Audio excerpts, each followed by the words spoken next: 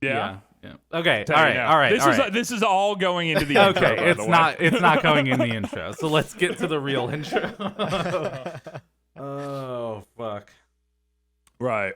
Did you do anything interesting this week? Had sex with your mother, dude. How about that? How about that's an interesting thing I did this week? You know what is really interesting is that Christian decided to send this podcast over to his mom, and then his mom decided to share it with a bunch of friends, and then didn't listen to it first, and didn't realize that our trailer consists of Christian talking about having consensual sex with many women. Right. I know. Yeah, she sent it to like a bunch of her friends, and she was like, "Oh, I wish I had listened to that first." But she did say that she was proud of me for having consensual sex. So I was like, "Thanks, Mom."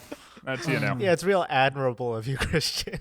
Thank you very much. Yeah. Yo, so San Diego Comic-Con is happening, right? Or it's happening soon? I don't really. Does anyone keep San up with Diego that? Comic-Con's happening right now. Okay, cool. So I'm not just like crazy. You guys excited for anything? No, Christian's not excited about anything Well, related I obviously to Marvel. wasn't asking him. It was a general question directed towards you. Wait, am I excited about like anything in general? No. Like, is there any specifically in the confines of San Diego Comic-Con? I'm excited that that's what I'm excited about. Jesus. Okay. Okay, well, Okay, yeah, podcast done. sick. Hey, hello, I'm hello Christian. there, everyone. I'm I'm Hi, Dan. Christian.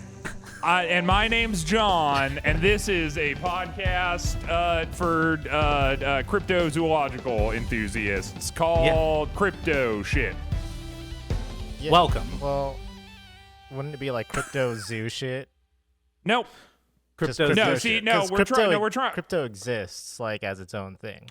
Right, yeah, we're trying to corner that Oh, market. okay, People right. are like, you know what, I'm looking for some Bitcoin investment tips. What's going on with Dogecoin? How's Litecoin doing? I've taken out a second mortgage on my home and dumped it all into Ethereum, and now my wife has left me because we Sure. don't have any money Right. anymore. You know, these kinds of like lost people out there in the world. And, you know, I want them to, in their quest for knowledge, stumble upon this, be like, oh, hey, check this out. This seems like this is going to be pretty relevant to my Right. interests. Only then to find, it's actually about Bigfoot. Now you're in the Bigfoot Yeah, sphere. so you were trying to do something like smart with our marketing, and I completely stepped on it. Right. For that, I apologize. Like, let's go. Yeah, ahead. well, you know what? I don't accept your apology, you motherfucker. How dare you question me ever? Where do you get off having that kind of audacity? We will be having a conversation once the podcast concludes. Wow. But until then, what's up, everyone? It's another episode of Cape Shit. That's right. It's the podcast you're currently listening to. And hopefully you've listened to all of the other episodes up until now because they're all just as good as this one's going to be. And by that, I mean fantastic. So check that out. Well, I actually think legally we can't say Fantastic yet because at this point in the MCU, they don't have the rights to the Fantastic Four. So That's true. I think Yeah. just legally we got to watch ourselves. Yeah, I'm also going to take a moment at the front of this podcast before everybody stops listening later to say, hey, follow us on Twitter. We have a Twitter account. Go check that out. Also, tell your friends about this podcast. It's like it's one of those sad, desperate shills. I'm on my hands and knees. I'm literally begging you. I'm staring into your eyes. You have a gun to my head. I'm crying. I'm thinking about my wife and all the missed opportunities. Yeah, this I've had in my life. podcast is what separates Christian from being homeless. So this It's is true, like really. So, you know, whatever. Hey, if you've been enjoying it, just tell people. Come on, all right. Listen, dude. You probably have like you probably don't have a friend, I guess, if you're sort of a Marvel enthusiast. Here but we you go. probably have like a guy on the internet you talk to. Maybe whatever. Anyway. So, we watched a movie this week called The Avengers. It's the big culmination. We did it. We finally got there. Guys, I have some thoughts on this movie. Some maybe surprising to Dan and John, and others wow. probably not that surprising to them. Well, I'm excited. I can't wait to hear it.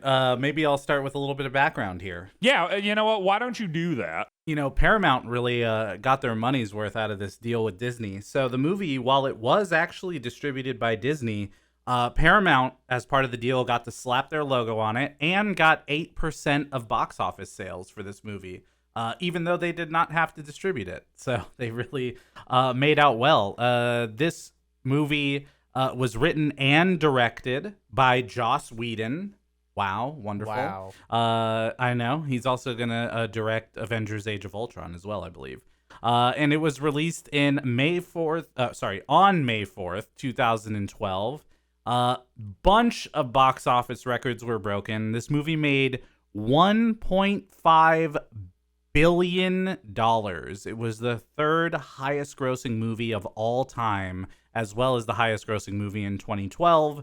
And it was the first Marvel Studios movie to make over $1 billion. Crazy high number here. But now, as Christian mentioned, this is it. This is the end of phase 1. This is the culmination of all the previous MCU movies. And people were very excited to see all of these characters come together in a single movie like this. And it was, now what we realize is it was just the beginning of a much larger story. And also what we found out, too, is that Loki is going to die many times across the MCU. This is not the first time we think that maybe he's dead, and not the last time he'll reappear out of nowhere. Wow, spoilers. I know. Yeah, wow. Come on, dude. Yeah, I thought he was dead. Yeah, I know you did, and I'm sorry to break that illusion to you. Yeah, so the movie kind of opens. We got like the Tesseract, which you might remember from Captain America, and then that's your first clue that like, oh, hey, now all the threads are coming together a little bit. And again, it sort of suffers from a similar problem, in my opinion, to the source of the frost giant power kind of thing, where it's sort of like, what is the Tesseract? You're just sort of expected to care about it and know that it's powerful, but it's like it could power everything and be used for good for humanity. But if someone else gets it, well, then it's going to power bad for human. And they just sort of talk about the whole movie. It's like, what the fuck is this thing, like which, you know, maybe that's part of the fun for people, but I always find stuff like that in movies just weird. It's like just like give us some indication of why I should care about the Tesseract, but you know, it's just sort of a power box, and it's kind of implied that if the good guys have the power box, then that power that's good power, but if the bad guys get the power box, and that power is it's no longer good, now it's bad. Well, yeah, I mean, part of this movie does go into describing, though, what the Tesseract can do for people that have it in their hands, right? I mean, as an unlimited source of power, they're able to power these weapons, or on the opposite side, open up portals that could bring a large number of aliens to a place where we probably don't want them. But this is not also the last time we're going to hear about the Tesseract, obviously. So the Tesseract story is just beginning, whereas the Frost Giant box was a very much one-time thing that I don't think we hear about ever again in the MCU. So but the Tesseract so actually, yeah, the Tesseract plays a large role in the rest of the next two phases for sure. Yeah, I'm still a little confused about like how, like, why did they make the Frost Giant box so similar looking to the Tesseract, but like not make it the same item? It doesn't make any sense to me. The first time I saw it, I was like, I confused the Tesseract with the Frost Giant. I thought it was the Frost Giant box the first time, until like later where they're like, oh yeah, he dug it up out of the ocean, and then I was like, oh, it's that. It's not that the other blue thing. Box and not this blue box. It's that blue. Yeah. It's that other blue power box that like it's not the first one, but because that one's like less powerful. I don't know. Seems kind of overused. This is where we start, and what we do get is the idea that there is someone behind the scenes pulling the strings here. as Loki is given both the scepter and the army to bring to Earth to get that Tesseract and take that over. And Loki's promised that he will become king of Midgard, or Earth, I guess, which I don't know how that would work out, but that's what he's been given, and we'll see what happens. And so at this point now, the Tesseract is starting to react because, as Hawkeye will point out, it seems to be a portal of some type, which means on the other side, there's someone there, and someone's going to try to come through. So S.H.I.E.L.D's being evacuated since the Tesseract is going off the rails. Around this point, we also get our first introduction to this movie's hot girl. Like, every movie has had to introduce a hot girl. It's a thing. And I gotta say, I think they knocked it out of the park with this one. I think that whoever that lady is that is like the second in command to Nick Fury, I think she's the hottest hot girl we've had in the MCU so far, and I appreciated that. Oh, so you're talking about Robin Scherbatsky? Yeah, Robin Scherbatsky. We're talking about Maria Hill, who is a S.H.I.E.L.D. character who is going to be in the MCU moving forward. So this isn't a throwaway. Oh, that's weird. The entire time, like, they never really introduced her or like said her name, so I just assumed her name was Robin just a random name. No, they definitely said that was her Maria name. Hill multiple times in this movie. Yeah, but I mean, does it really matter? She's just hot. She just shows up and she's like, "Yo, check it out. I work with Nick Fury and I'm super hot." And I think that she knocked it out of the park. Also, we get to see some profile views of her too. I gotta say, her face isn't weird like Scarlett Johansson's is. So she also gets some points from me for that. Like, all around, I enjoyed the introduction of this woman in the movie. I will say, there is one small thing I'm going to agree with you on here. One small thing. And that is that Scarlett Johansson has a weird face? Okay. No, that is not it at all. It is that Joss Whedon... I misread that, sorry. Yeah, I know you did. Joss Whedon in his movies seemingly has a lot of interesting profile and shots of the women in these movies. There's definitely a lot of like looking at Black Widow from behind Black Widow while she's talking to somebody else shots in this movie.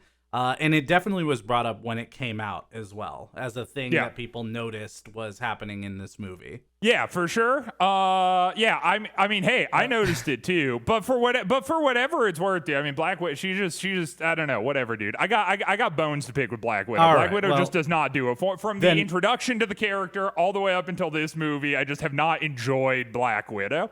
Well, the good news is then Hawkeye makes his first appearance, and we all know that he's your favorite. So yeah, the coolest superhero. Yeah. Oh yeah, they saved him for the Avengers because he's so badass. Yeah. Well, no, he was in Thor. Yeah, they used but like he wasn't even like he was in Thor as like a cameo to tease that the coolest superhero. It's like we're gonna make you wait for it because he's that fucking cool, and then everyone's gonna be like, oh, I'm so hyped to see Hawkeye come up in these movies later, and it's just like, dude, that is the lamest. Like it's so lame. Hawkeye is so goddamn lame. It's insane.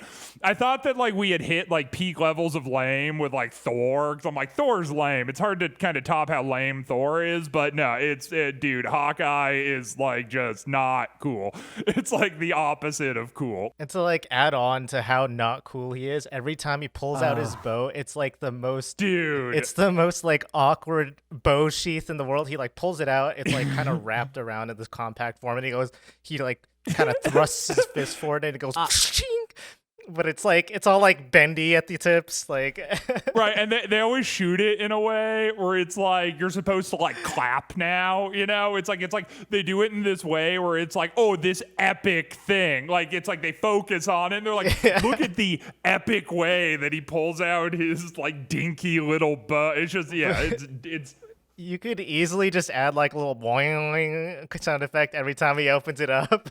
It was It was definitely a floppy bow. I can't deny that. The bow is very floppy. Yeah, it was pretty flaccid. There's no defending it, unfortunately. But fortunately, someone who is a bit more interesting than Hawkeye shows up, and that's Loki, and he is burdened with glorious purpose. And this is a line that's going to stick with him for quite a while. One of the standout lines from this movie from Loki.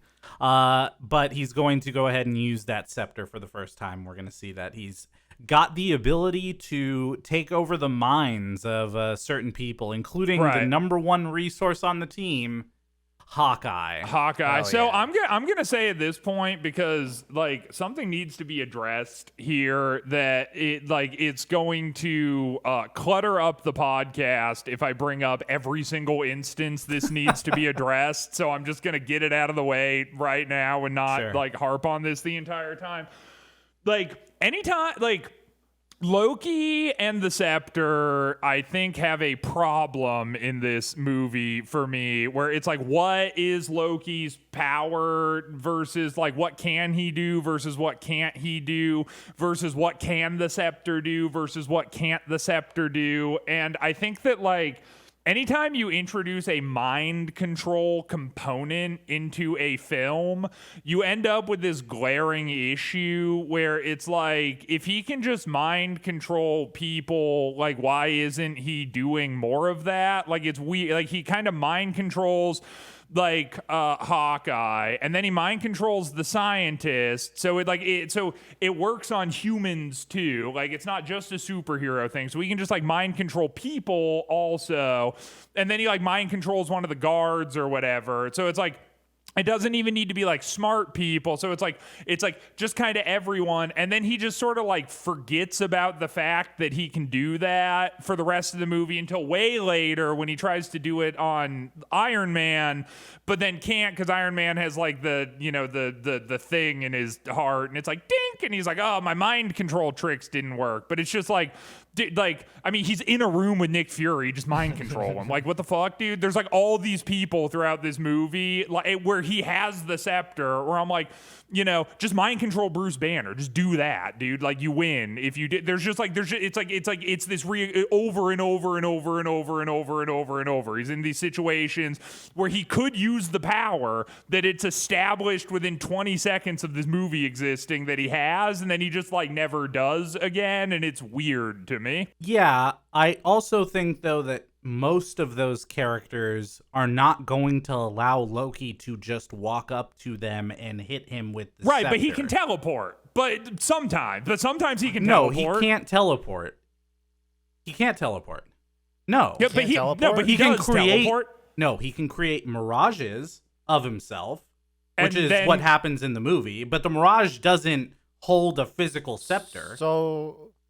So couldn't he just trick everyone into making them think that he's somewhere else, and then he'll just he just walks up invisible to whoever and ding. Yeah, I mean no, he does that. He does that with Coulson later, where he's at the control panel, and then Coulson fires at him while he's at the control panel, and he's whoosh, now I'm in front of you. So it's so he can't so he has some kind of teleport thing going on. Maybe he makes a copy and turns himself invisible. Like I said, the entire time I'm watching the movie, I'm just what the fuck does Loki's powers are just weird. It's whatever he needs to do in a given situation, he can do, and anytime it would break the structure for him to not be able to do it, he just doesn't do it, and then it's never talked about.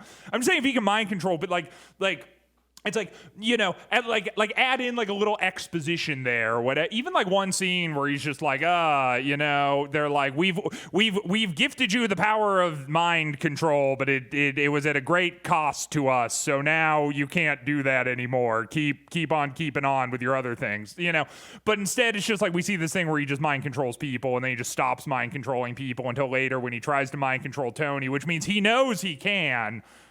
He's aware of it the entire. He just never does it. It's fucking weird. I can't get past that. Well, he does try to mind control Cap, and it doesn't work. He does that in the fight where they're in Germany, and that doesn't work against Steve. And the way that I kind of perceived that was that you aren't going to mind control someone unless they have something that's going to exaggerate an inherently like built-in part of themselves, right? Like the scientist mentioned that he kind of thought that he knew what he was doing, meaning like certain parts of himself were kind of exaggerated under that mind control to be able to help in those situations. So I don't know. I did see that there was a point where he tried to get Cap and that didn't work. And it was in their fight in Germany. I don't remember that, honestly. Maybe it happened, and I just. But it was probably too quick to pick up. So yeah, no, I get what you're saying. Yeah, it should again, and then it's like the staff like shoots lasers too. So, but then it like also like. Well, yeah, he's got to have a gun. Right, but then it also like corrupts the minds of people who are around it. But then it's just this fucking like it's just this thing that he has that like anything that needs to be convenient for the plot at that moment. And maybe that's what the power is. Maybe the power is like a sort of fourth wall breaking. Maybe the staff is literally a plot device, and that's the power of the staff, because it's just whatever is convenient it can do, and anything that like would break the story it can't do anymore, even though we've already seen it do that. Well, the good news is, to balance all of that out, after Selvig, Hawkeye, and Loki head out, Nick Fury's on the path in a helicopter, and you know what he's gonna do in this moment? Are you trying to tell me right now, No, Dan, tell me. that he's about to jump? He's gonna jump out of the helicopter. Oh my God, that's crazy, dude. Damn. Round of applause. Thank you. That's Jeez. pretty crazy. Hey, we needed another one of those scenes. Appreciate it. You guys. know, I had never noticed it ever before we started doing this podcast, but now every time that somebody jumps out of a helicopter or a plane, it's just the funniest thing to me. I was definitely laughing when that happened. Yeah. But now we're at war, and we're gonna hear the Avengers theme. Yeah, finally the music kicking into high gear, and this track here is gonna take us through the rest of the next two phases. But man, I love this theme music. This was just really good, done by Alvin Silvestri, by the way. Yeah, I mean, like, I'm not, I guess, qualified or educated enough to speak on it, but there's a video by a YouTuber named Sideways that, I mean, like, all of his stuff is really good. It talks about like film music and the theory behind film composition and stuff like that, and he goes really in depth into the Avengers music and also how it carries into Endgame, and I just want to shout that one out. That one's really good. The music continues to evolve over the course of the next two phases, and by the time we get to Endgame, this theme song is just so big and epic and has like added parts while still keeping the main theme from this movie. It's really interesting how it's going to evolve over time. So I'm excited to hear it change now that I'm kind of paying attention versus watching each one of these movies like 8 months to a year apart, you know? Yeah. So we get Nick Fury trying to assemble the Avengers, and it starts out with your girl, Scarlett Johansson, the Black Widow of the bunch, as it were, in a room. Apparently, a bit of a disadvantage as she is tied up in sort of a sexual BDSM bondage scene. Everyone's kind of covered in sweat. There's a lot of them sort of manhandling her face as she's like, you know. So it's like, it's true. What the fuck? Like, that's in the movie, dude. Like, it's like, again, it's just like weird exposition, you know. Maybe the reason that I think that like the new introduction hot girl in this movie is hot as opposed to Black Widow is because they don't have to like sell it to you that she's hot. She just exists and she's hot and it's cool. I feel like Black Widow has this like weird thing where like her entire thing is just kind of to be fan service to the people who are watching, and it sort of takes me out of it a little bit because like all the scenes that she's in are just like they just seem unnecessarily sexual to me. Yeah, I think the point of Black Widow is that she's supposed to have that outward appearance of like being that stereotypical like damsel in distress type of person, when in actuality she's very capable on her own and like is very intelligent and combat savvy. But I do agree that the way they have been filming her amps it up a little bit too hard on the on that sexuality aspect of her, and it kind of like oversells that. Yeah, it does tone down, by the way, over the course of the next two phases. Yeah. Yeah, and maybe that's why you guys like have the opinion of that you have. Like, I kind of only have, these movies that we've watched, and I just feel like in a lot of these movies, kind of a common complaint as we've been recording this podcast, is that like I feel like there's a ton of stuff that happens that's almost like too on the nose, like it's just specifically for the audience in a way that like it almost sort of breaks my immersion in the story that they're telling, because I'm like, they're definitely just doing some shit like specifically to cater to the audience who's watching this right now.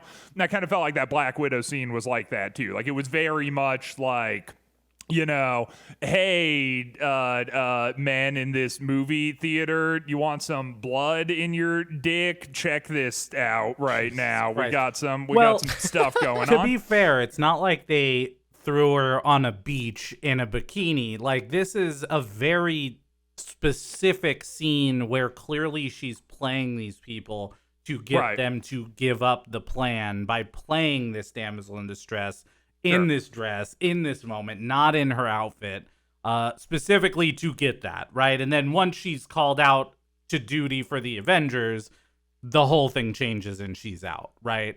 Right, so, yeah, because she was in complete control the entire time that guy was sticking his thumb in her mouth. Well, he wasn't going to do that. Clearly, they were going to start pulling her teeth out, right? I mean, that's what he went to go grab the tool to pull that, and he was opening her mouth to do that. I mean, it was a torture scene, right? Right. So, yeah, I don't know. This didn't seem that crazy to me. Yeah, I mean, it was a air quotes torture scene, right? But like, sure, I get where you're coming from with that. I'm just saying it felt a little gratuitous to me. Sure. Well, we got to see her do some fighting here, but you know what? Her next task is going to go get the big guy. And what is this? That's not Edward Norton. What? I can't believe it. This is Mark Ruffalo. Dude, I'm gonna say too, like legit, actual like good point for this. I think Mark Ruffalo, way better casting decision. Oh yeah, like it's like, and that's probably not even a point towards this movie, maybe because it's like such an obvious thing, like and obviously Edward Norton didn't come back, so it seems to be what everybody thought, but I think that I think he's written horribly in this movie, and maybe it gets better, maybe it doesn't, I don't know, but I'm saying like as far as like the actual dude himself, I think that he worked really well with the lines that he was given, and I think he has the look of a Bruce Banner way more than Edward Norton did. I also like the way that he like physically took on the Bruce Banner character. Totally, because like I mean, I don't really remember Edward Norton's performance. Maybe that's because it was just bad. Yeah. For lack of a better word, maybe it was bad. But when you see Bruce, he's just like, you can tell he's like super fidgety. He's always like playing with his hands. Like he never looks, he never talks to another character like full on like shoulders, perpendicular to them. He's always got like a little slight to his shoulders. So he's not like fully facing you. Yeah, like he's kinda about to bail out. He's like, he's always like it. suspicious. Yeah, totally. Yeah. I really like that whole aspect of him. Yeah, I like that a lot because it showed more of his relationship with the Hulk at that time. Because I think in all of those moments, he's constantly concerned about the Hulk coming out and him doing something that is not going to end up well. That's the way I kind of saw it too, is like Bruce Banner is kind of living in constant fear of the Hulk at this moment. Yeah, I kind of feel like with this character, maybe one of my biggest problems with I'll actually say again, Mark Ruffalo did a good job, but I think the Hulk was probably my least favorite character in this movie, even more so than Hawkeye, which is really saying a lot because I really did not like Hawkeye, but. Like, I feel like they lean on a lot of very, very cheesy emphasis to sort of like sell this character where like his lines in the first half of the movie all revolve around this thing of him being like, well, maybe I'll agree to go and help you out with this, but the other guy might not agree. You know, it's like, and it's just this constant like talk where it's like at a certain point I almost had the same note that I had during the first Hulk movie where I'm like, I get it, you're the Hulk, like I fucking understand, like, but you know, the entirety of his character initially is just him continually referencing that he is the Hulk over and over and over again to the point that it just felt a little tired. Well, obviously the goal here was to bring in Banner as our first step, and then Coulson's gonna head towards bringing in Iron Man while Nick Fury is heading over to Cap to get him on board to send him on his next mission with very little pushback from Captain America. Right, and we get a cool Captain America PTSD scene, which I liked. It's like him reminiscing about the past, like while hitting a punching bag, showing that he's sort of tortured by it. And this scene was kind of funny to me because like it doesn't really like matter that much, you know. Like it's just sort of like where it's like he's really torn up about everything that's happened, and then Nick Fury's like, "Hey, join the Avengers," and he's like, "Okay," and then it's just sort of done. It's like why was that in there? Why do we need the PTSD punching bag montage in the first place? You know, he also could have just been sipping a latte and Nick Fury could have come up and been like, "Hey, join the Avengers," and it would have just ended the same way, but we needed him hitting a punching bag because he's like deep or whatever, but he's not really. Well, I think though it did lend to the point that he was ready to come back and take whatever mission they were going to take next, right? If he had already settled into the new era, he was sipping a latte, his life had moved on, like, I don't necessarily think it would have been as easy of a sell to just get him into this next mission so easily. Sure. Yeah. So with that, we also see that Iron Man is working on something, and it turns out it is Stark Tower, the first view that we're going to get here of the new Stark Tower, and it is running on a giant arc reactor. Based on the new technology that Iron Man made for his own mini arc reactor in his chest. And this Stark Tower is going to be the kind of standing monument for New York as we get in through the rest of the movie. So basically, Coulson's given the task of, instead of bringing back the Hulk to be on the Avengers, he has to bring Tony back. So he shows up at Stark Tower and he kind of like interrupts a date night between Tony and Pepper. Nothing really happens besides Tony's snarky humor. But one thing I did want to point out was that there are several points in the movie, and maybe this isn't important to anybody, but there are several points in the movie where they mention Coulson having a thing with a cellist in Portland. And this is the first time we hear about it. He talks about it with Tony. And these are all just like passing lines. Kind of, they feel like throwaway lines. But it's all leading up to the release of Agents of S.H.I.E.L.D. series, which comes after the Avengers movie, I think. Yep, it does. And that's like kind of a big point in that series. And if you haven't watched it, I don't know if I could fully recommend it, but I did enjoy my time. Yeah, I think Agents of S.H.I.E.L.D., that show, kind of got greenlit because we have to remember, at this point, the MCU is 6 movies, right? This is the 6th one. And so the entire universe that has been built, Coulson has been part of almost every single major hero being brought on to this, right? So Coulson right now is playing a pretty big role in the MCU. And so later on, as we'll get to his eventual death, people were not super stoked about that. They were not really stoked that they killed off Coulson like that to use as a mechanism to try to bring the Avengers together. But, you know, we'll get to that. And so Coulson... Yeah, which also didn't really make sense either, but we will get to my thoughts on that. Yeah, I bet we will. You definitely do not want to watch Batman vs. Superman, by the way. Definitely never watch that movie.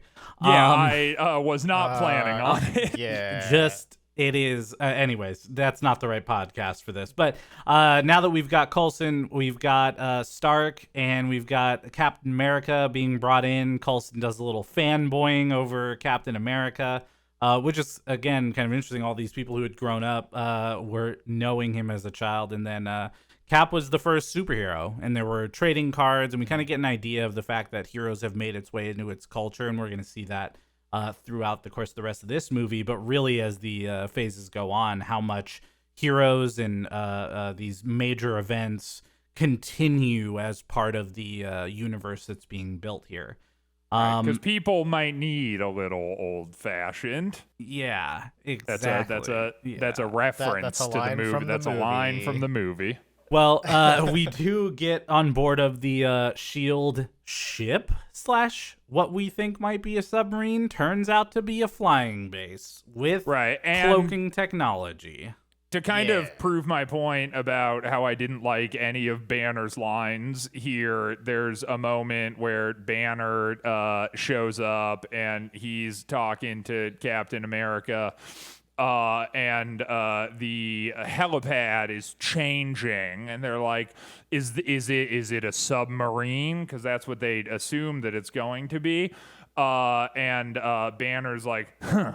They want me in a submerged, pressurized metal container," and it's just like, again, I get it. You're the Hulk, dude. Like, shut up. It's like every single fucking line out of this dude's mouth. It's just like, he's the Hulk. It's like, we get it. You can turn into the Hulk. Like, everything up until him actually turning into the Hulk, it's like they have to like drop a reference just in case you forgot. Like, hey, by the way, this guy is the Hulk. Yeah, I mean, to the writer's point, like, I agree it is a little bit of a almost caricature of the character because of how heavy-handed they are with like referencing that he's the Hulk. But at the same time, like, at this point, the Hulk had gotten one movie, and like, did anyone actually like really care? But okay, so not only did people maybe not care about that movie, but they also changed his actor. So like, maybe people had to get like, yo, this is the Hulk, guys. Right, like, yeah. In case you didn't know, it's the same guy, different actor, but same guy. Yeah, so that the children watching this movie wouldn't be confused. Well, because lest we not forget, this is a very adult it is made with children in mind. It's an adult movie for adults. This is a child's franchise for children. Yeah, well, they determine that they're going to need some iridium, as most people need in these types of situations. Which I'm running out right now. We get the first Hawkeye bow whip out here, which is something that I had noted, and I said, there's just no way to defend it. It was just the floppy bow, and like the way that the camera zoomed, and like how hard he like did it with his hand, like, just I can't defend it. I wish I could. And he's like evil and mind controlled, but he's like the least intimidating evil mind controlled thing that's like ever exist. You know, it's just like nothing about, like, it's like he kind of works as a superhero, and even then it's a bit of a stretch for me because I'm like, his superpower is that he like shoots a bow. Like, it's like, that's dumb. Well, but he doesn't have a superpower is the thing. Yeah, he's just a guy that is like, you know, good at like a bow and arrow and has reflex and whatever. But then it's like, as like a super villain, it's like a villainous character, it's like he's like a wet sponge. Like, there's nothing really intimidating about this dude. Yeah.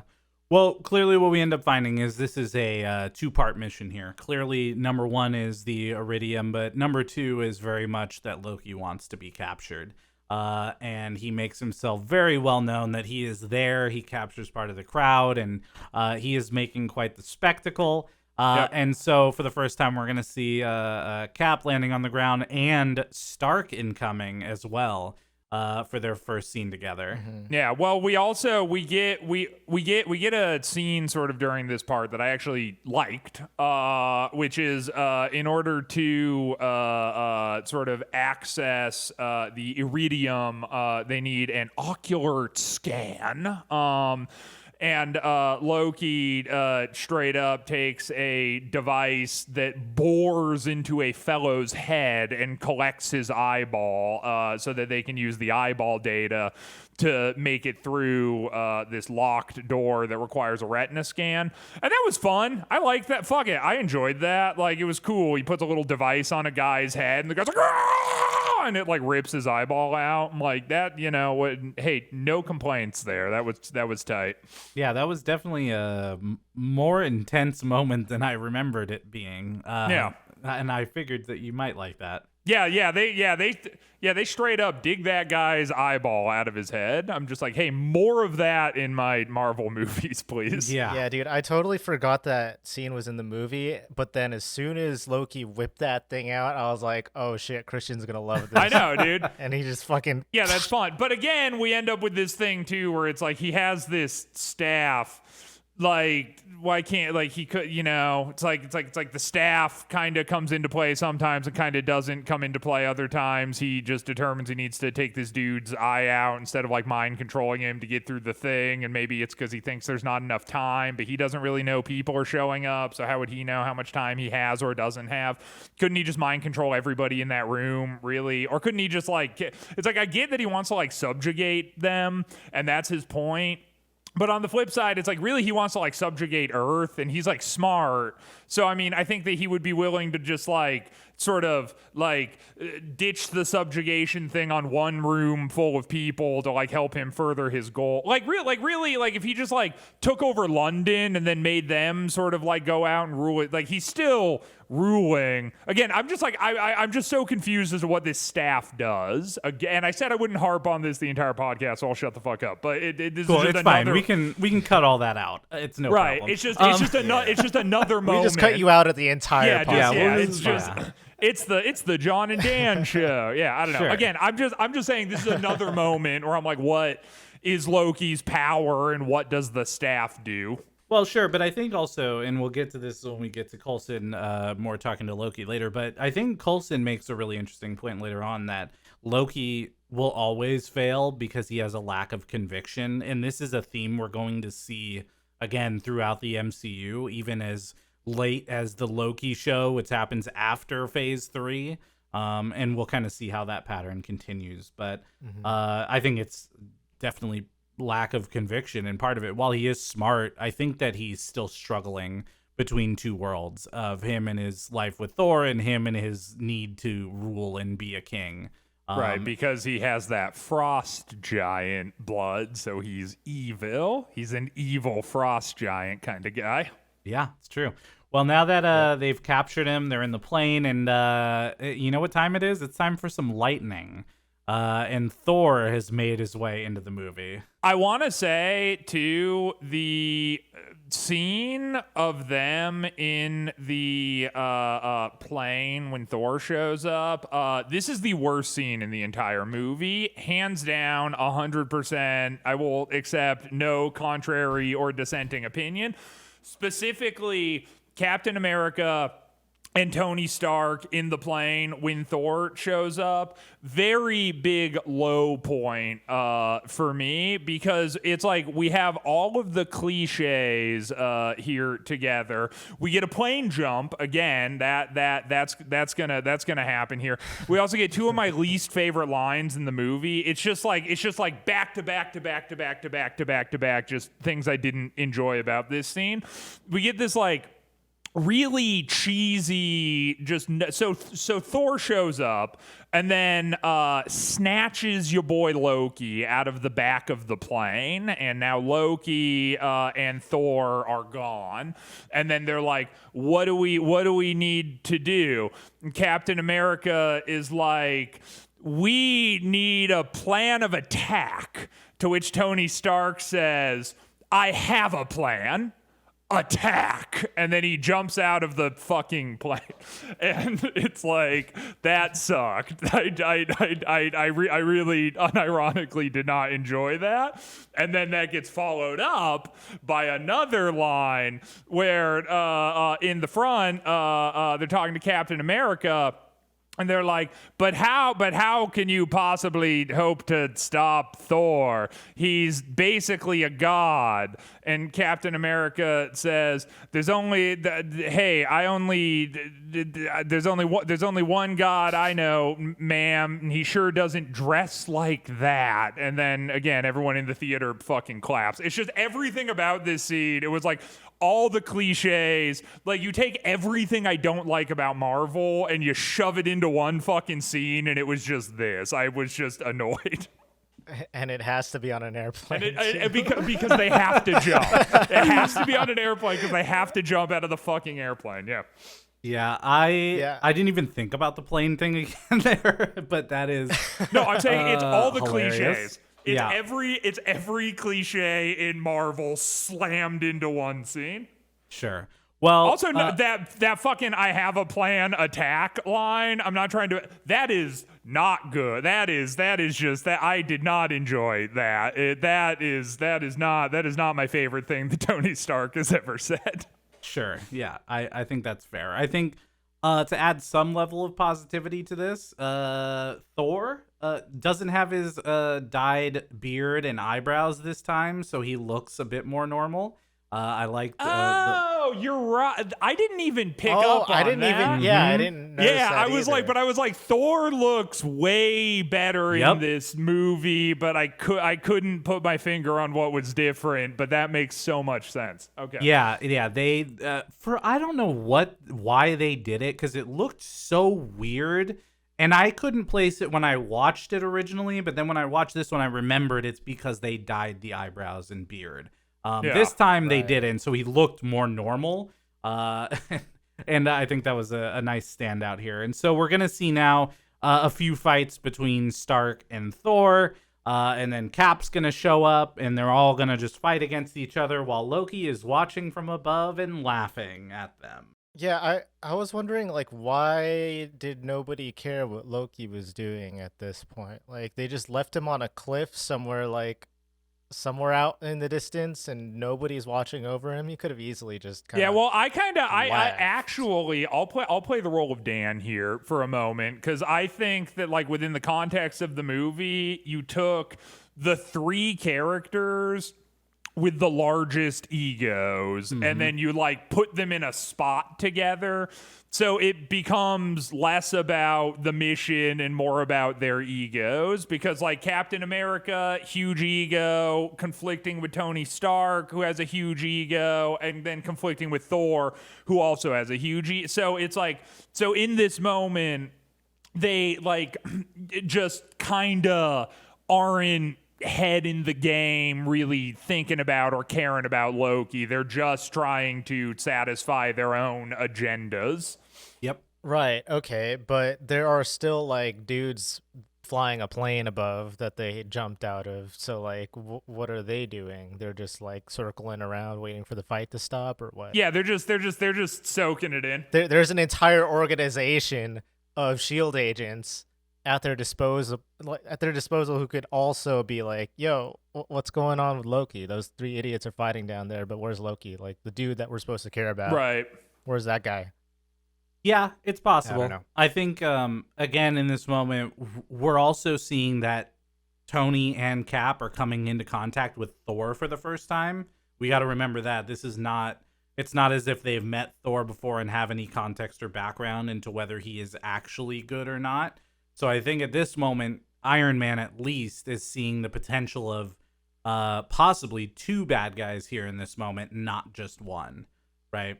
And so I think that they had to kind of play this out as well. I will say that the dialogue between Thor and Loki before this fight even starts is like probably one of my favorite pieces of dialogue in the movie, and it's like weird because on one hand I'm not a huge fan of like the Shakespearean-esque dialogue that we have to endure with these Asgardian characters, but because it's in like this weird Shakespearean version of English, it's kind of allowed to be more like over the top and cheesy. Yeah. But the whole part where Thor's like, we grew up together, we were brothers, we fought together, do you remember none of that? And Loki's like, I remember a shadow. And it's like, that I think is the one line that I will give credit to Joss Whedon for in this entire movie. Yeah, I agree. Yeah, it was a good moment for sure.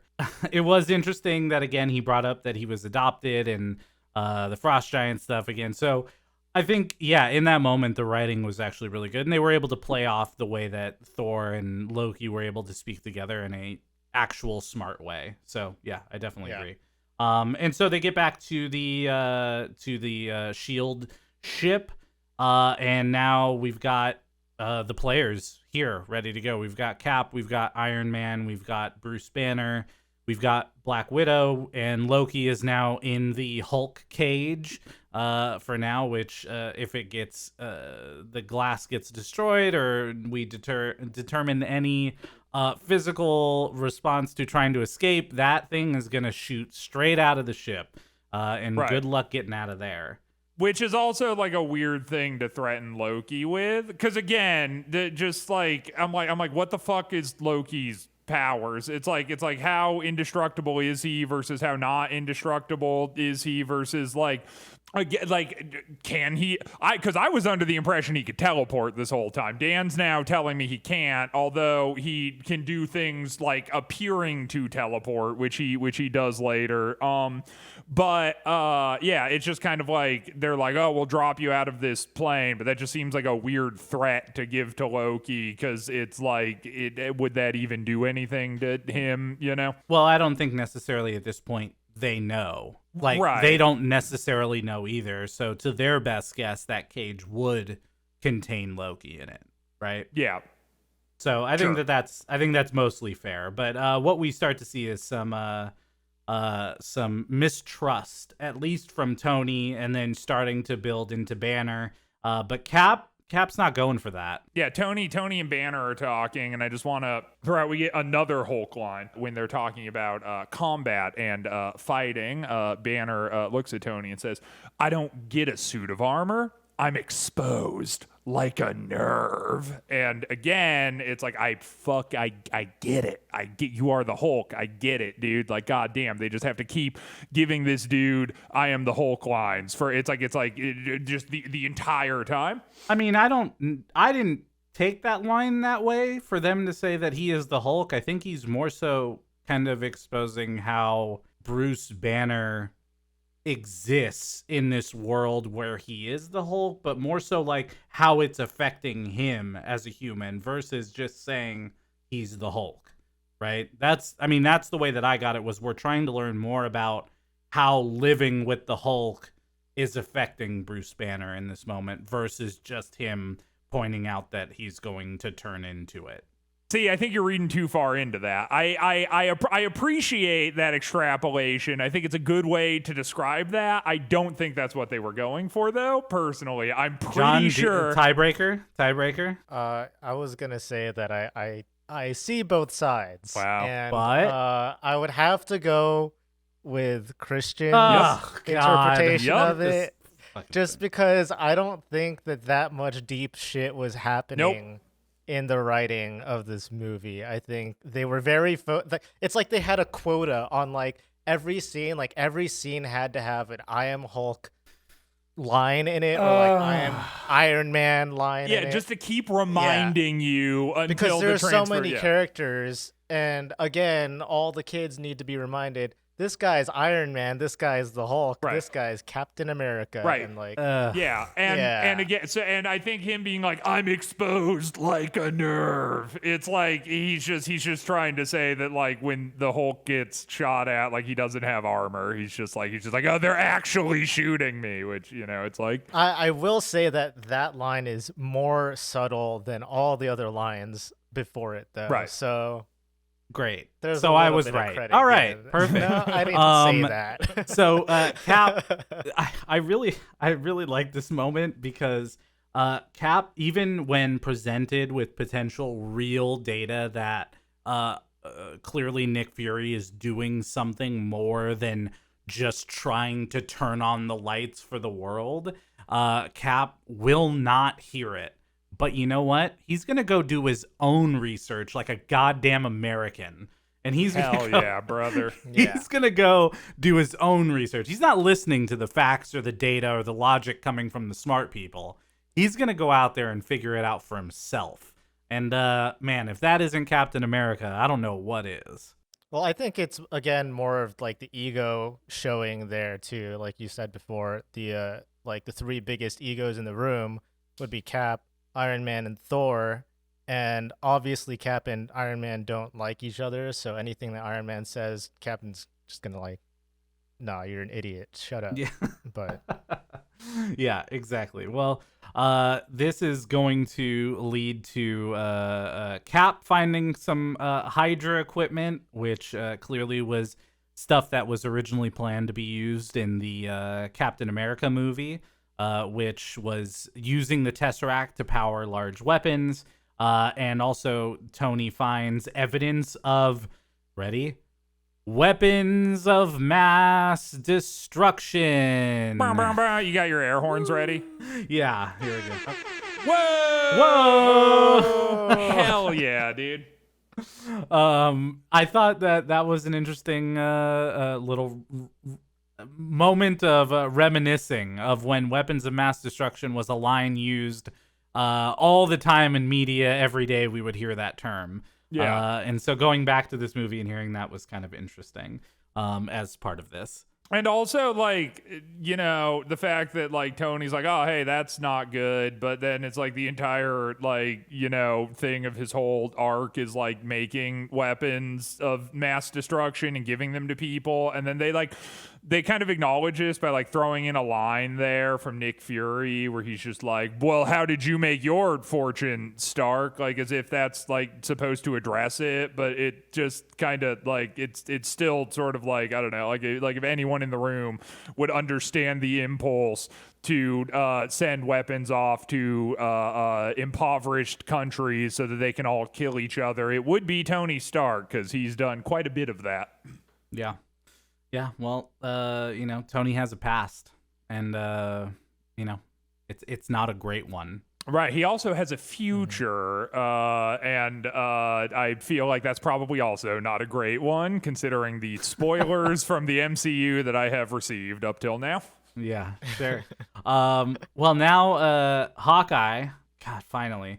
Yeah, my favorite. Thank God. Oh, my thank favorite. God, Yeah. we finally. It's like too long had gone by without like. It's just like in the writer's room, it's like, who the fuck pitched Hawkeye? Like, there's just so many things you could pull from that would be dope. It's so weird to me that they were just like, Hawkeye's the guy we're settling. We're putting all our chips on Hawkeye. So I don't think that they could have put someone in that position that had better powers. That's fair. I think that it would have been too much of an imbalance. Yeah, they kind of like needed a weenie. Like, they needed this, like, you know, just limp, ineffectual, like, dorky fucking, like, well, yeah. I don't know that I'd go that far. I'm agreeing with you. That's me agreeing with you. Thank you for your point, Dan. Okay. I completely agree. Well, the ship has been attacked, an engine is blown, and you know who's arrived? I don't know if you've caught up to this point that this character was going to make his appearance. It's Hulk time. And oh my God. It's time for Hulk smash. We get, all right, just real quick, want to toss this out there, an interrogation scene with Black Widow and Loki happens, which is an important scene because it sort of showcases her ability to act like a damsel in distress, as we had talked about before, while getting information out of the prisoner by acting as if she's very upset by the things that he's saying to her. But one line in here that she tosses out is she's like, I have no allegiance or loyalty. I've gotten used to regime changes. I'm Russian after all. And that's funny because there's a long line of Russians just being horrible in these movies. Anytime anyone shows up who's a Russian, they are, of course, a bit duplicitous, and the audience certainly needs to be aware of that fact. Yeah, something I really liked about this scene was the point where Loki thinks he's turned the tables on her interrogating him, and he's like basically berating her and calling her like a child and shit. And he because there's like this curved glass separating them, right?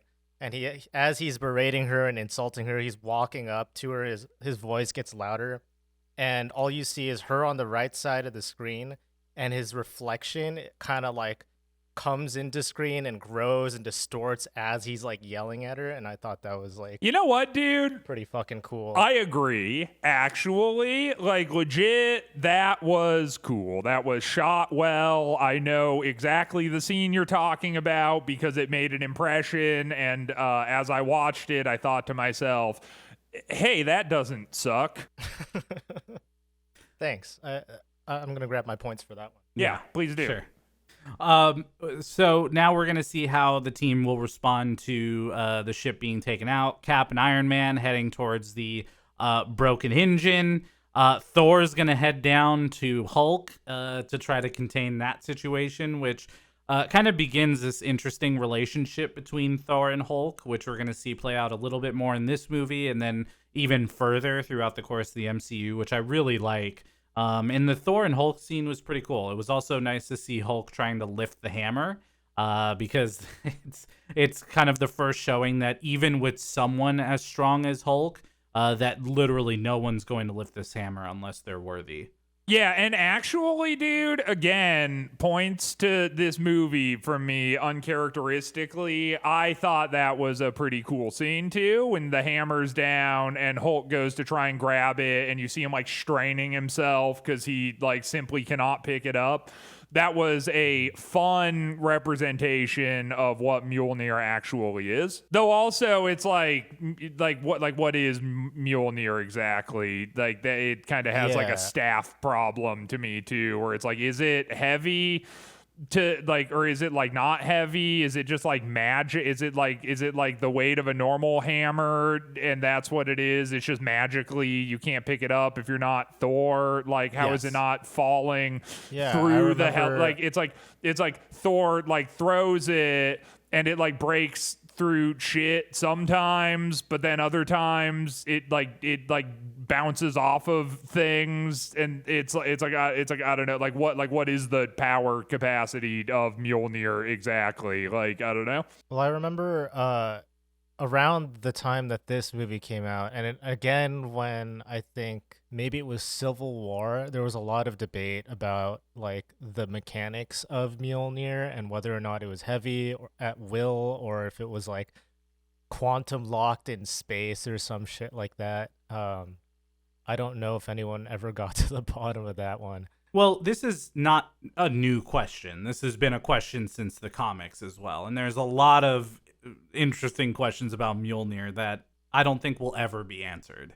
And that is like, if it's on an elevator, will it go up, right? Is the elevator able to pull the hammer up in space? Like, does that count as lifting it or not? If Hulk picks up Thor while he's holding the hammer, does that add extra weight, or does that count as a transitive property of picking up the hammer? So like, anyways, there's a lot of things there, but I don't know that we have time to go into that in this podcast. During this attack on the shield base, we get, you guessed it, another Hulk line that I want to draw attention to. Now that Hulk is hulked out, he's a big Hulk guy.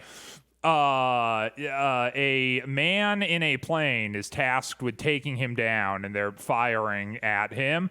And he's upset that he's being fired upon, so he turns around and jumps out towards the plane. And the guy flying the plane is like, "Target angry, target angry."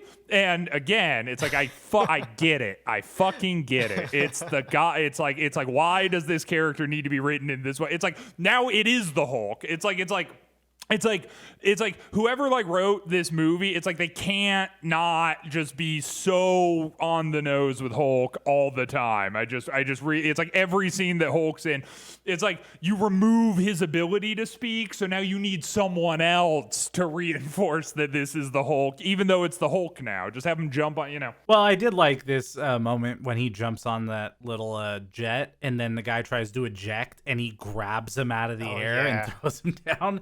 That shit was really cool. I did like that moment for the Hulk. So now we see that during this entire attack, which was clearly planned by Loki, that Loki is now on his way to try to escape and held up by our guy, Agent Phil Coulson. Hell yeah, big ups, Agent Phil Coulson. Big ups to Philip. Yeah, unfortunately in this moment, though, he is using a mirage and gets stabbed in the back by Loki and kicks off the potential here death scene for Phil Coulson, which they leave it a bit open-ended, but I feel like after leaving this movie in the theater, there wasn't a hint that Coulson was really coming back, which again, this triggered like a whole response of people not understanding why they had to kill off Coulson in this movie. And you know, obviously it's used as a way to bring the Avengers together for one goal. But the thing is, like, it didn't even need to be that. Like this, like, I get it. I totally get what they were going for. But it sort of feels to me like the only one Coulson really had like a deep relationship with was Iron Man. Like him and Tony were like buds. And then he was just sort of tangentially related to everybody else. Like, you know, it's like they knew of him or whatever. But I mean, he was like straight up antagonistic towards Thor up until that point, you know, like, and like, You end up with this thing where it's like his dying words are like Nick Fury like rolls up to him and is like, "Oh, Phil, you're dying," and he's like, "No, it's okay. They needed the push to." And it's like, and it's just like that's so fucking stupid, dude. Like, come on. Yeah, I can't fully disagree. Again, I feel like the impact of Coulson on the audience was more at play here than it was on the Avengers, right? I think that they were playing more towards the emotion of the audience versus really fully thinking out the emotion of the Avengers. So in that aspect, it did work. People were riled up about Coulson's death, which I also think leaded them to do Agents of S.H.I.E.L.D., which was a Coulson-led project. I think that they already had the idea for Agents of S.H.I.E.L.D. because of how many times they referenced Coulson and his love life. Because that's like a recurring theme in Agents of S.H.I.E.L.D. And those lines were basically throwaway lines in the Avengers. Yeah. So like it had to be planned beforehand. Yeah, well, what we get now is we're headed to Stark Tower. This is time. It's time for the Battle of New York to begin, and that's going to start with Iron Man showing up at Stark Tower and having his infamous conversation with Loki. Oh my God. I would also like to throw out that at this point in the movie, this is normally about the point that we've been doing our famous segment on the show where I get Allison's thoughts. I watch these movies with my wife. I see what she has to say about everything. So I had to get up to pee. I paused the movie and I looked over and she was passed the fuck out. So there is no Allison thoughts this week. I just figured I would draw attention to that because this is right about the time that happened. Well, that on its own is thoughts enough, I think. Something else I wanted to point out about Coulson, and I like if this were me as an Avenger and Nick Fury was about to be like, yo, hate to break it to you, but Agent Coulson is dead. And then he showed me the bloodied up cards. I'd be like, nah, dude, that's cap. Like, Coulson would have had his cards in sleeves and top loaders. Like, he was talking about it being near mint. And if you look at the condition of those were PSA rated cards, dude. Those were like frayed on the edges, and like someone obviously used these as coasters and. Well, yeah, no, but that I was think a they're big throwaway. I don't think that those were fake cards. Those were in his locker, is what they were saying. Yeah, that's what they said. That's what they said. But like Coulson, if he was that big of a fanboy, wouldn't have his cards just open like that. Right. He would have John's had him protected. John's pointing out a very correct continuity error. Sure, I guess that's true. Yeah. They wouldn't have just been cards flopping all over the place like that. They wouldn't be flopping around like Hawkeye's bow. Right. He was even bragging to Captain America earlier in the movie about the near mint condition that he had kept the cards in. And then you finally see the cards and it's just like, these aren't mint condition, homie. Like, what the fuck? I thought you were about this life, dude. Yeah, they were just kind of flopping. Yeah, okay, that's fair. I did really like this conversation between Loki and Iron Man and Stark, I guess, at this moment. I also really like the creative ways they continue to show Stark get in and out of his costumes. Well, suits of armor. Well, I was kind of confused by this, honestly, and maybe. And I'm not even like willing to say that this is like a glaring issue, but it's maybe something you have an explanation for because it didn't really make sense to me. Where it's like he lands on Stark Tower. There's a whole sequence of him like going inside, taking the suit off to like talk to Loki.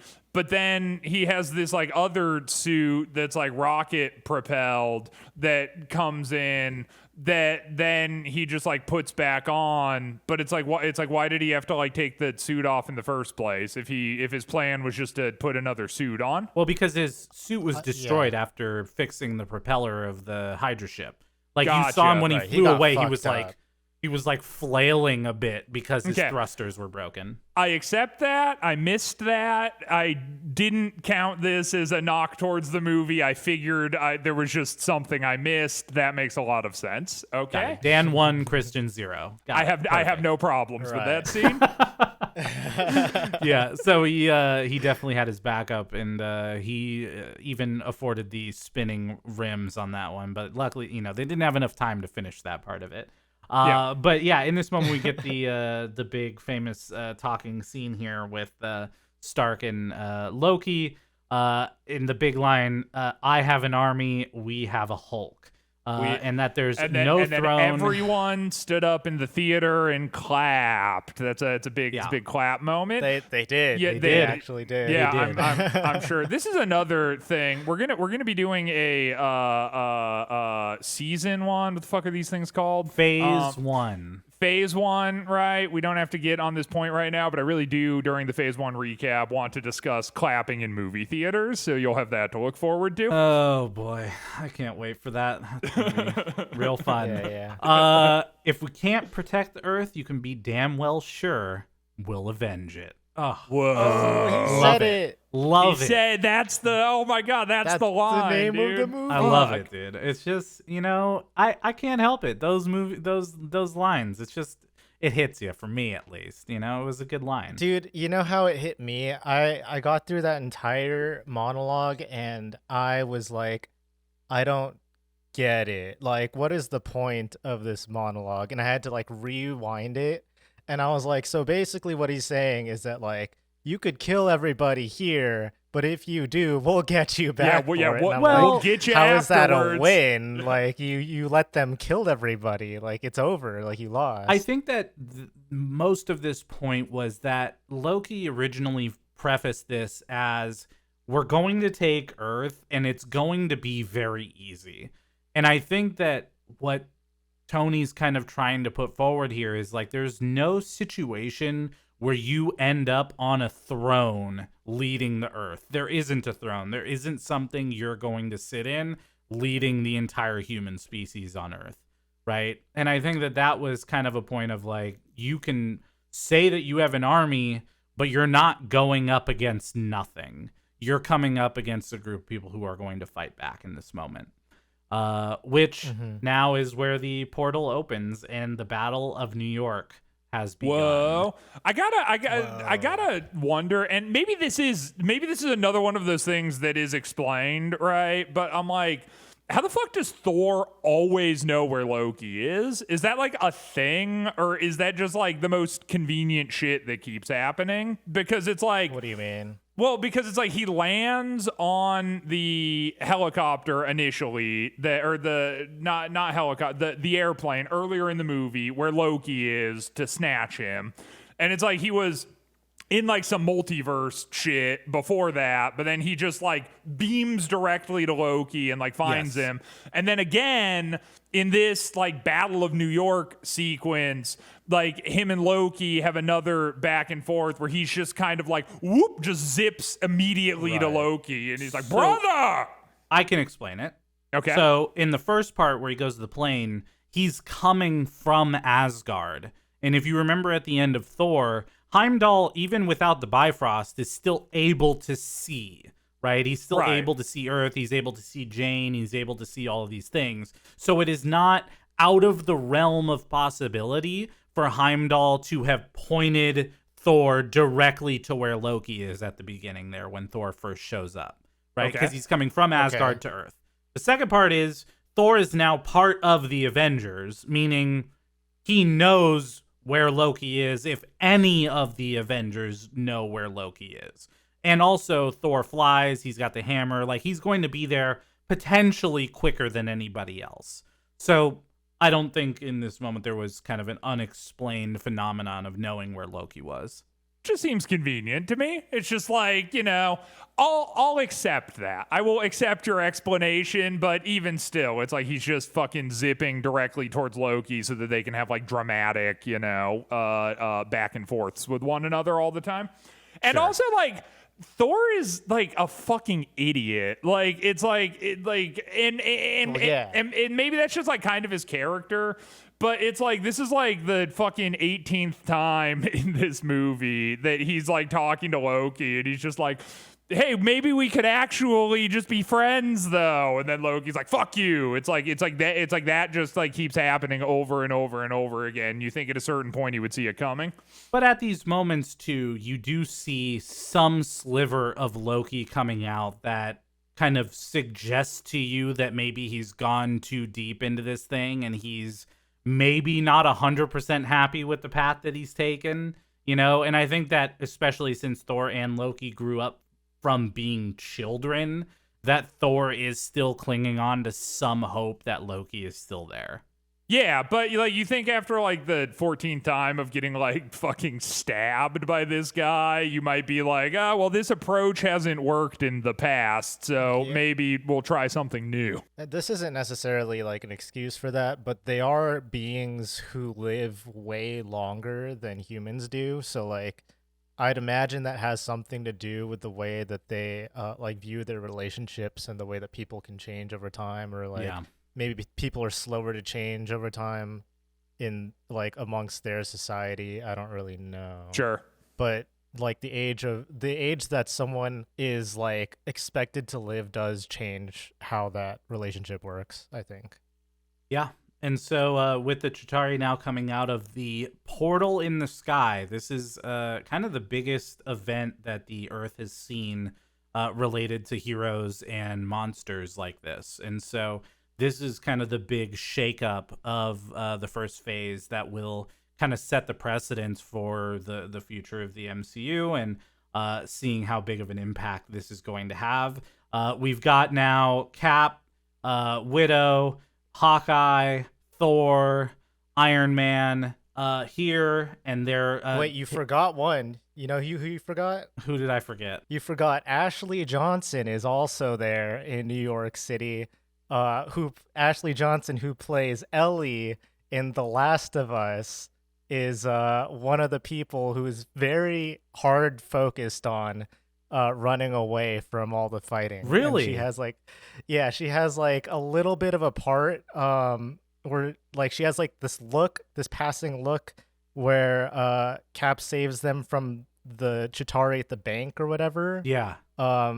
There's a look with her there, and then after the fight is over, they have her on like one of the screens, and she's like giving a speech saying thank you to the Avengers. For Cap saving her life. Captain America saved my life. Yeah. I was hoping that you would have known more about this than me, because apparently there was some like deleted scene that actually makes her relevant to the story, which is why those scenes are there in the first place. Huh. But I don't know what that scene would have been, and I don't know why they still kept those scenes in the movie since they took like the first scene out.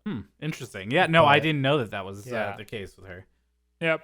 So everybody has to like kind of come together here, right? It's the thing where, you know, everyone has to put their differences aside and fight for humanity because now there's a portal open, aliens are swarming through. Well, yeah, now Tony's rounding up all of these Chitauri, especially the big boys, the big worm-like flying creatures. He's starting to bring them all together, and he's asking where Banner is. Banner still hasn't shown up, but now we see him roll up on this very dinky motorcycle, showing up to the fight of New York, and where it's like, getting ready. Thank God he had that. And then, of course, we get the classic line where Tony brings a giant space turtle thing with teeth. A carnivorous space turtle is like on its way, and Captain America says, Wait, hold on, because we skipped this. And remember I mentioned this early on. There was a line that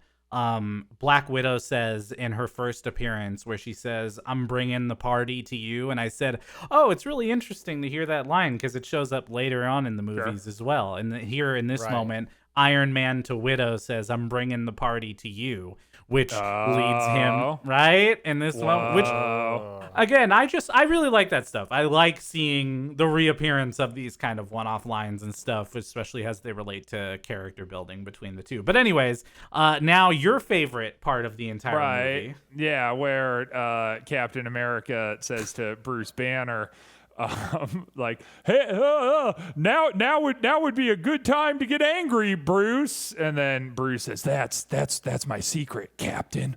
I'm always angry. And then he just like turns into the Hulk, which I do not get.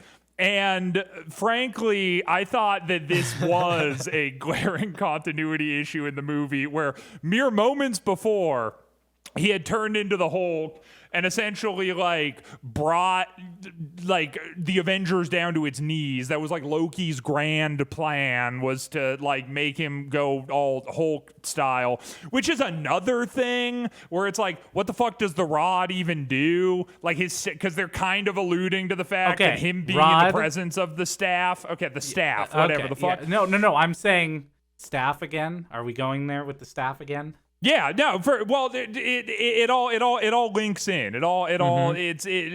There's a point here where he's like on the thing, and I feel like it's a good point to be made, where it's like he's like being subtly influenced by it, maybe, but then like that's never really talked about or whatever the fuck. But then he like turns into the Hulk, and then he's like destroying the helicarrier, and no one can contain him, and then he like falls out of the sky, and it's this very dramatic thing, and then he just shows up now, but he's like, oh, okay, I'm kind of one with the Hulk. It's like no time has passed, and now he can just turn into the Hulk and then go, and then they're like issuing him commands and directives and things, and he's sort of like, oh yeah, I'm on board to not attack all of you anymore. Now I attack the aliens, and I'm aware that Loki is the bad guy, and I'm gonna seek him out too.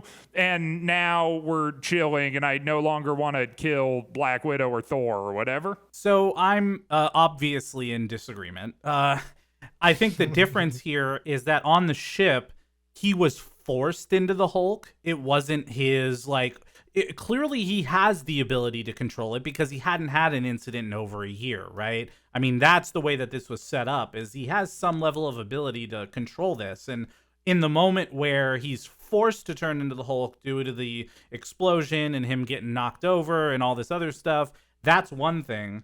But in this moment, they don't really give him directives. They kind of just unleash him, and Banner makes the conscious decision to become Hulk in that moment, right? And so I think that there's obviously a common enemy between all of these Avengers, which is these aliens coming out of the sky. So I didn't think it was that unreasonable for him to be part of that fight. I mean, it's like the Hulk's the Hulk, though, right? Like it's like controlled Hulk when Bruce Banner wants to become the Hulk, but then when he's like forced into Hulk shit, maybe from that fucking weird... But they've already set the groundwork that Hulk clearly is trying to make decisions to not hurt people. they've already set that groundwork. When we find Banner in that warehouse where he's landed, the kind of hint there is that he chose a secluded spot to land in that wouldn't have harmed people on his landing, right? Well, that is kind of the hint that's portrayed in that moment. But did he do that, or is that just like your takeaway from that? Because I don't know about that one, because there's this point where like when he first turns on the ship, he's like chasing after Natasha, and he like fucking bashes her into the wall, and then he's not able to. But there's a point where he's like raising his hand. He's literally about to backhand her, like while she's on the ground. So it's not like he doesn't want to harm people. Like he obviously meant to hurt her there. Yeah, and I kind of took that warehouse thing of him. He just randomly fell into this where I didn't take it as like a conscious decision that the Hulk made. I just sort of like he just randomly which is why Bruce was like, "Oh fuck, did I kill anybody?" And the guy was like, "Nah, lucky you fell in this random spot." And he's like, "Whoo, that's lucky because whatever." Well, he doesn't. That's my point, is that security guard actually specifically mentions that it's not luck. That specifically he saw some type of divergence of Hulk making a conscious effort to fall in an abandoned warehouse. That is specifically the security guard does not say lucky or anything like that. But if you say that happened, I don't believe you. Okay, well that's what I figured. So the team now I did actually forget some of this part. I did like obviously the shot of the team, the big camera spin around the Avengers and seeing them all together, which is I think quite an epic moment. I think it was nice seeing that. But what I didn't remember is kind of this ensuing fight. And what I really liked was the moments where they would follow through like a continuous shot through multiple characters. So there was this moment where you're first following Iron Man as he's like going through the city, and then he stops and he helps Cap and he uses his beam against his shield, which then goes off of the shield and hits the other enemies. And then you see him kind of take off, which then passes off to Hulk and Thor working together on top of the giant worms. And like, it's just this one continuous moment of seeing how all the Avengers are fighting throughout the city. And I thought that was a really cool shot. Yeah, and while they're kind of like kicking alien ass, we get another comical Marvel trope where it's looking like they're repelling the forces. Everything is going good for them, and then you sort of get the alien commander with a line where he's like, send the rest, and then like more come through, which is like been a problem I've had with these movies forever, where it's like just send your guys, like what the fuck. It's like you have like a fleet, and then you have like a bunch of other dudes just kind of on standby, just waiting. Like what's even the point of that? It's like you're trying to get the Tesseract. Just send your fucking dudes through. Well, I also think they underestimated Earth. I mean, that's been set up from the start, is that the whole idea here was that this would be an easy win for them, right? That there wouldn't be a team of super-powered beings and a demigod that would be fighting up against these aliens to try to save Earth. So I think in that moment, it's like, send the rest is like, yeah, we kind of underestimated this situation. Yeah, but like, be that as it may, just send your dude. It's like this like escalation of power thing that always happens in these movies, where it's like they shoot them with a gun, and then the gun doesn't work, and then there's a bigger gun, and then that doesn't work, and then it's a rocket launcher, and then that doesn't work, and then they're like, okay, time to send in the laser gun or whatever. Where it's like if you have the laser gun, just fucking use that. Like, well, it's an issue I can never get over in these things. Look, you think they're gonna send all the ships with these gas prices? I don't think so. Come on, dude, in this economy. No. I also think a weird continuity thing with the aliens too is that they're like shown holding people hostage places, but it's like they can't like decide like whether or not to kill people or just to, like hold them hostage because like they don't give a fuck about Earth. They just want the Tesseract. The whole thing was that Loki gets Earth because Earth is like beneath them and they don't fucking care. They're not really trying to subjugate anything. They're just trying to like come through and essentially like mob the entire thing down and give it to Loki so that then Loki can give them the Tesseract and then they're like good. And they obviously don't mind killing people because they're kind of just out here in the streets doing it off camera, I guess, like because it's a fucking Disney movie or whatever.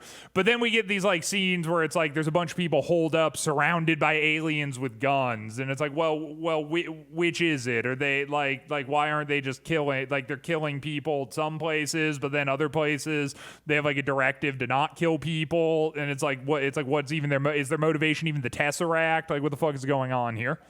Sure. I like to think that those Chitauri specifically were an offshoot branch of the Chitauri military who were sent, not sent, they were dissenting from the army in order to try to rob American banks, to cause an economic disruption, so it'd be easier to build a life on Earth. Of course. That's my headcanon. You know what, dude? I think you're right, and I retract my criticism. That makes a lot of sense to me. Well, that lines up because until they realized that they were trying to take down the economy, the council didn't make any decisions. But as soon as the banks started getting robbed, the council says, you know what? We're sending in a nuclear missile strike on Manhattan. We can't let the economy go down due to this alien attack. No. And so they are going to make that decision, even bypassing Nick Fury, who has said, I'm not doing that, guys. Sorry. Right. I'm not listening to you. But they have more control over it. And so they're going to send the nuclear strike, and the missile is sent. Things are getting dark, but they realize in this moment that they could have a potential power cutoff using the scepter to close out this portal. And, right, it's like what the fuck is this scepter? Again, dude, it's like it does so many things. Like it's just like what's the point? Well, the scepter is a weapon made from the Tesseract, so it's not unreasonable to think that it could be something that could get past an energy field made by the Tesseract. But is that not unreasonable? I don't know. It's just like, again, it's just like this fucking, it's like, it's the key to everything. The whole fucking thing. It mind controls and shoots lasers and turns off the Tesseract and turns on the Tesseract. That's exactly it's the whole, like, it corrupts people who are around it, but only sometimes. Like, yeah, you nailed it. You got it. No, you're right. No, you're right. Yeah, you really nailed it. Dude. I really hated that rod. Yeah. Well, instead of allowing this missile to be used to destroy Manhattan, Tony has another idea for it. This also was like kind of a weird thing in the movie to me where Tony Stark... So I figured that you were going to have this comment, and my guess was that you were going to say, why couldn't he have just redirected the missile into the portal and not gone into the portal himself? Am I correct or am I wrong? You are correct. Yeah, that's correct. Do you want to know why I think that that's the case? Good, I'm going to tell you. Let's just move past this. I'm going to tell you anyway. This podcast's already running a little long. One of the things that he does as he's taking that missile is he tries to call Pepper. And so that call is happening in his helmet in that moment. You can see it in his heads-up display, even as he's carrying the missile upwards to head towards that portal. The way that I view it, and maybe I could be wrong, is that this missile is not a stupid missile, meaning that missiles can be rerouted in the air, and that Tony, by bringing this missile through the portal up through there, there's a moment where it says call failed on the call. And what I would also assume is that the ability for that missile to then be rerouted is also destroyed in that moment. Damn, dude, that's really powerful headcanon that you just created.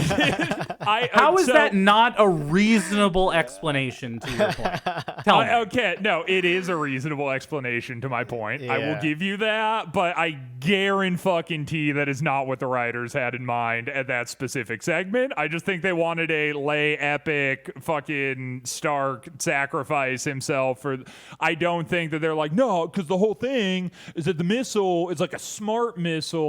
And like, so it's not like, even a smart missile. Missiles can be rerouted without being quote unquote called a smart missile.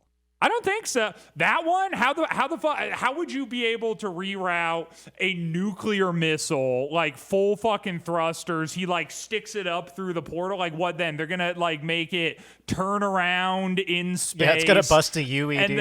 and then so it turns off its rocket propulsion. It's already like on some terminal velocity shit. It does a 180, turns its like propulsion back on to stop all of the inertia. Yeah. And then generate enough inertia to blast back through the portal to nuke Manhattan. There's no way. There's just that scientifically doesn't. Yeah, you really sense. Nailed it. That's exactly what it meant. So good job. Yeah. I'm glad that we're on the same page, and I'm glad that we agree about my explanation. All right, perfect. With that, Tony does magically. I mean, I don't think anyone expected this, but Tony makes it out of the portal right before it gets fully closed off, and Hulk jumps in the air and picks up Tony. I do like that at this part, Captain America basically gave the command to kill Tony. I thought that was fun and spoke kind of to their relationship, because he's like up in space. Captain America's like waiting a second, and he's like, fuck it, Tony's not coming back, just close the portal, like do it. And then he kind of condemns Tony to die. Like he's just like, it's too important, I'm gonna kill Tony Stark and make sure the portal's closing. Well, a big thing that Cap had against Tony in the first place, and this was set up in dialogue before, but he was saying that like Tony would never be the one to like jump on the line so another guy could like get across. So in that moment, I think Tony earned the respect of Cap, but Cap also kind of accepted the fact that this loss had to be taken. Yeah, I agree. Yeah, I think it speaks like to both of their characters in a different way than maybe you were talking about. No. I mean, no, that's like, yeah, I think that's right. And that like I realized that I flip between like and the unironic like and like the ironic like, so it might be hard to tell what I actually like and what I don't. But like, so you liked it. I liked that. Like I thought that was a fun character development kind of thing for the reasons that you just said. I think it like spoke to their, My bad. Yeah, misunderstanding. I thought it was an interesting character development. Well, Tony is in the street and wakes up to Hulk roaring very loudly. And we find out that Tony did not die. And please, I hope nobody kissed him. Because but that's it. The Avengers are known to the world, and we see our Stan Lee appearance in this moment, talking about the Avengers, superheroes in New York. We see, I guess, the voice actor of Ellie again. I didn't know that was the case, but thank you for that. The voice actor and actor, right? Motion cap actor, and you can tell that motherfucker thought she was getting a role. She really oversold that. Yeah, she did. It was like I was like, all right, reel it in a little bit there, dude. Like, yeah, and now they've all kind of gone their separate ways. Thor's taking Loki back to Asgard. Tony and Cap are heading out. Black Widow and Hawkeye are heading out, and Fury and Maria Hill are talking and says, how do we assume that they're going to come back? And Fury says they will come back because we need them to. Yeah, and she's like, oh yeah, that makes sense. Avengers. That tracks. The Avengers. Wow. And we do get a little mid-credit scene here where we see Thanos for the first time. Oh my God. The person pulling all the strings from behind the scenes, and he does look a little interesting, but no voice lines here. Just a moment to say, you know what? This is it. This is where we're going with the MCU. This is just the beginning. Yeah. And then they get some shawarma. And then the movie's over. I actually liked the shawarma scene. I thought that like legit. I thought that was like a fun thing at the end of the movie where they're all just like beating the fuck up, just like in silence. Just they don't even have anything to say to each other, and that they're just like quietly eating shawarma. I would have liked if Banner said, "By the way, do you guys know that I'm the Hulk?" Right? Yeah, that would have made that scene better. If he's just like, oh, I'm enjoying shawarma, but I wonder what the other guy would think about it. And then he turns to the camera and winks. Dun, dun, dun, dun, dun. And the Avengers theme plays. Yeah, dude. Yeah, good thing we didn't write this movie. Right. Or bad thing. It would have been really good if we did. Yeah, that's true. There would have been a lot more eyeballs being pulled out. That's That's true. That would have been, I also would have like added in a line of dialogue to explain what the fuck that rod was. Because really, I know I said I wasn't going to get stuck on it at the beginning, but goddamn, it did not make much sense to me. So I think that at this time, I think it's time for the likes, the dislikes, and the ratings. I am going to deviate from format a little bit here by just giving a quick thought out, right, to everyone here, because I think that when we started this podcast, the Avengers was sort of like a big deal because of Dan's insistence that I would enjoy the Avengers more if I had had the context for it. Well, and he's shaking his head right now. You can't see that, but I'm actually going to give that point to Dan. I think that no, because when I initially saw this movie, I remember one of my largest gripes with it was that it takes so long on the SHIELD helicarrier.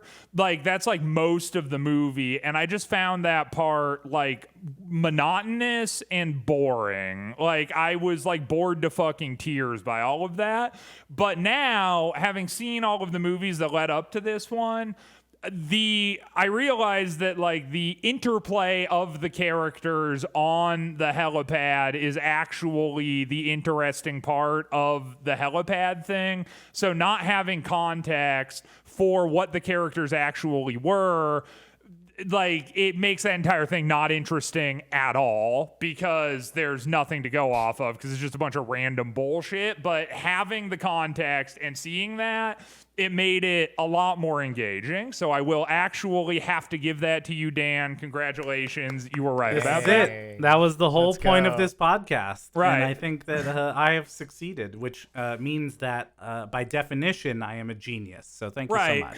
And also, this will be the final podcast. I think that. No, okay. So our mission is completed. So going into likes and what I liked and what my final rating would be, I gotta say, if there's one thing I liked about this movie, and I think that the trend will probably continue in this direction, which is good, I enjoyed the scale of everything that was happening. I feel like in previous movies, a lot of stuff existed in a microcosm, right? Like you had sort of like, you know, interplay with Tony in his tower or whatever, and it's kind of like it's not very big. Like, you know, you have like a small town in New Mexico as the backdrop, like.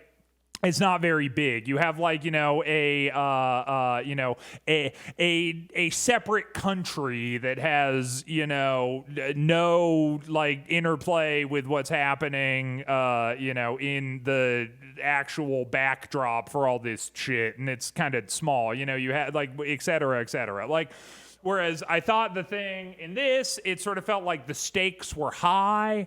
The collateral damage was high, like the implications were high. Like it felt like the things in this movie actually like mattered in a grander scheme, a lot more so than any of the movies that we have seen before, where it just felt like nothing really mattered that much, or if it did matter, it mattered in a very tiny microcosm, where this had larger implications, which I think always makes for a more interesting plot. That being said, time for the rating. I think that, interestingly enough, I would probably have to give this movie a 5. I'd give it a 5. Whoa! I'd give the Avengers a 5. 5 out of 10. A 5 out of 10.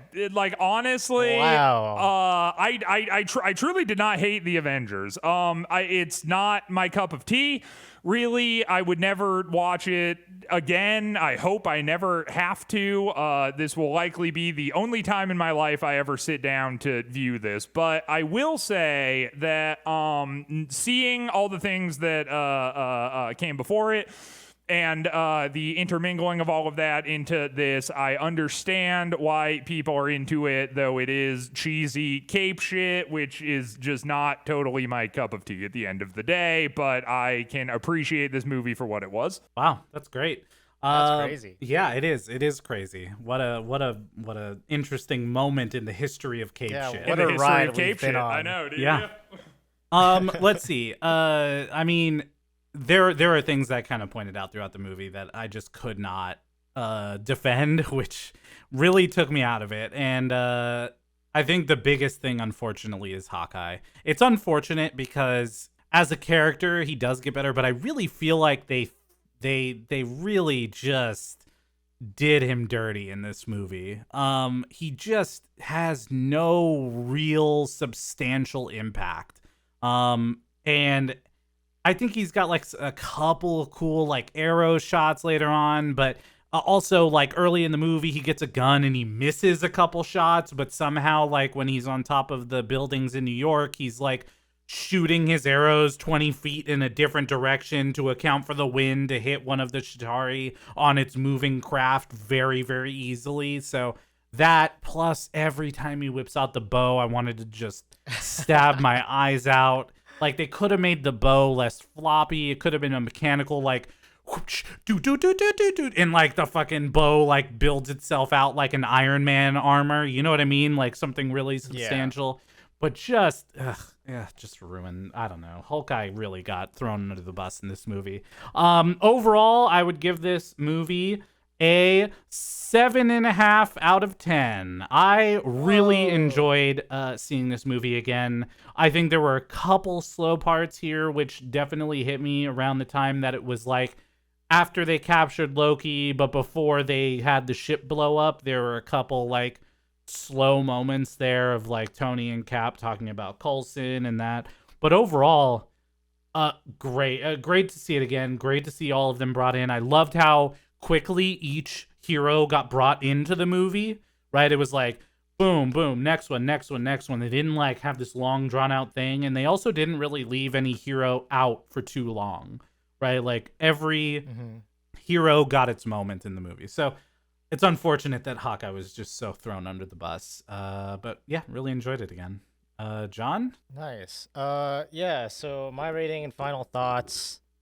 It's hard for me to want to rate this movie because I don't really like rating Avengers specifically movies, like Avengers and like Avengers Age of Ultron, Avengers Endgame, Infinity War, like those types of movies, like even as far as like No Way Home goes, because they all just seem like not really films, but they feel more like ensemble fan service events, spectacles or something like that, right?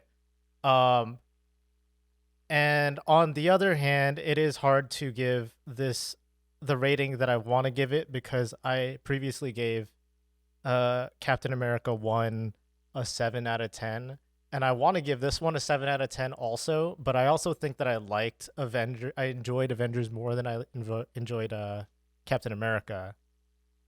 So I don't want to give them the same rating, but I also want to give them the same rating. Well, I think that, at least for me, I've been just doing gut checks here. I don't know what I rated the previous ones, but my gut in this moment is telling me it's a 7.5. So, if you want to rate it the same, I'm not going to hold it against you. No, I said I wasn't going to do that. I was going to do concrete fucking ratings, and I'm sticking to that. So I'm going to give this a 7.1 out of 10. Yeah, slightly better than slightly better. Okay. Like Christian pointed out, I really like the interplay between all of the different personalities and characters coming together. And I thought CGI, for the most part, was like really on point in this movie. I agree. Way better than Thor, dude. Goddamn. Yeah, and it's just crazy to see how much better this movie is than the entire first phase put together. Yes. Yeah. So And hopefully we'll see that Disney Impact continue to make those changes as we keep going. And I think next podcast, you should expect a Phase 1 recap from us. We'll go over the entirety of Phase 1 from Iron Man through Avengers, give some higher level thoughts, talk about Mjolnir, talk about thematic moments that happen across the MCU. Talk about clapping in theaters. And what are the things that Christian hasn't been able to talk about that has really bugged him? Dude, I have a lot. There's a lot, all dude. Right. These podcasts have already started running so long as all of us have been getting more invested in these things. I just want, like anyone who made it this far, just so you know, I cut like half my thoughts out in order to like make these succinct. That's really hard for him to do. It's very hard for me to do. Well, on that note, we'll see y'all in the Phase 1 recap. And hey, you know what? Thanks for listening. Excelsior, everyone. Bye. Okay, see ya. Bye.